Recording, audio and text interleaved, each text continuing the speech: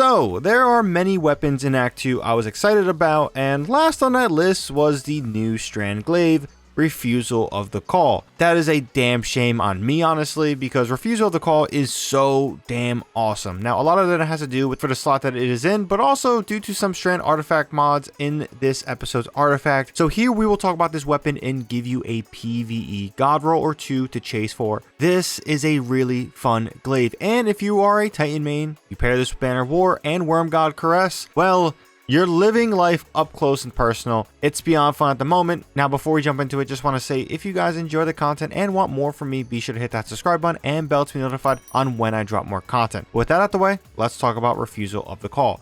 For one, this is only one of two glaives that you can slot in the kinetic slot. To some, that might not be a big deal. To others, this can change everything. The other glaive at the moment is going to be Rake Angle, a stasis glaive that, well, has a different purpose with it having chill clip. Not to say that either or is better, but really just depending on what you're building into will depend on which one you will want. Also, again, something like chill clip on a stasis weapon serves a much different purpose, especially when it comes to dealing with things. There is an unstoppable mod for glaives, so something like Rake Angle won't really serve too much of a purpose with the unstoppable mod already being a thing, but for overloads it could be a little bit different. But again, personal preference when it comes to the difference. Now, like I said before, as a Titan main, pairing this with Worm God alone is going to be wild. Just to dive in and hack away. Plus, you pair that as a Strand Titan with Banner of War to feed into that tank identity. It's honestly my favorite build at the moment for Court of Blades. Hopefully, we'll have it up tomorrow at some point. Spoiler alert, there's going to be a lot of swords and glaives involved, and that's about it. Now, with the recent glaive buff in Heresy, I'll be honest, we might be in the perfect place for these bad boys. I've always been a fan, but it's actually nice to see them feel more powerful in this sandbox.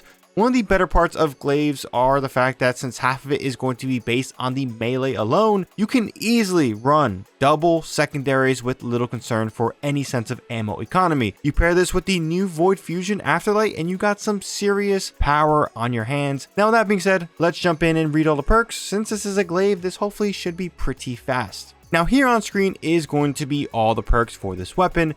Now, like I said in other videos with the Heresy Arsenal, there are going to be two versions of the base and adept versions. These differences will be the fact that you can have two origin traits. Now, we won't go too much into the other origin trait from King's Fall. It's just basically like reloading near allies will overflow your magazine, but we will talk about Willing Vessel to the right. Of course, we are labeling it so you guys can follow. So all the way to the right, Willing Vessel, dealing damage or defeating targets with this weapon gradually grants increased ability, handling, reload speed, and charge rate. This effect gradually decreases over time, but is gained more quickly while near allies. This is a solid origin trait that is really powerful. Do not sleep on it. Now, next to that in column 4, we have Melee Momentum, Vorpal Weapon, Unstoppable Force, Sword Logic, Close to Melee, Disruption Break, and Beacon Rounds. Next to that in column 3, we have Impulse Amplifier, Slice, Tilting at the Windmills, Envious Assassin, Replenishing Aegis, Discord, and Auto-Loading Holster. And then next to that in column 2 with the magazines, we have Extended Mag, Alloy Magazine, Appended Mag, Acquisition Rounds, Swap Mag, and Light Mag. Now, for the God roll, we're going to be doing something a little bit different here. The main one we will have is going to be Ballistic Tuning, Alloy Magazine, Impulse Amplifier, and Sword Logic. Now, next to that are going to be different perk options that work fairly well.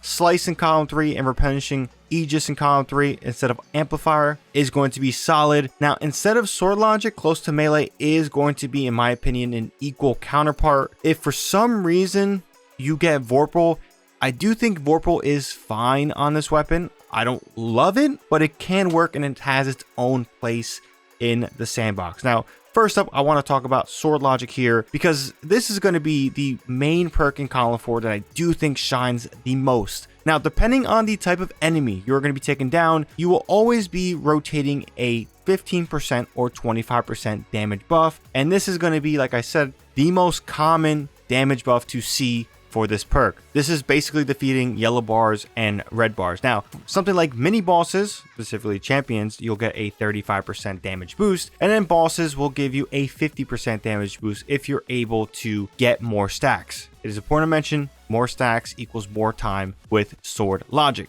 Now, for the other two in column 4, each offer a sense of a damage buff. but with more limitations. And with something like Vorpal, it's not going to be as big of a buff. You're going to be limited to guardians. Well, this is in the PvP video. Bosses and champions are the main two limitations there. In general, close to melee is my second favorite one. But yeah, Sword Logic and Colifor is going to be the best one, and pretty much that will be the God roll you want. Again, I really want to emphasize Impulse Amplifier, Sword Logic is the combo you will want. I do like beacon rounds. I don't know how much I would recommend it, however, with the way I use glaives and stuff like that. Same thing with Envious Assassin. More ammo overflowing your mag is pretty cool, but with an origin trait from King's Fall kind of makes up for that. And then on top of that, how often are you just shooting your glaives? A lot of it has to do with melee as well. So again, little important mentions, but in general, that's the video. Curious to hear what you guys have to think on this new Strand Glaive.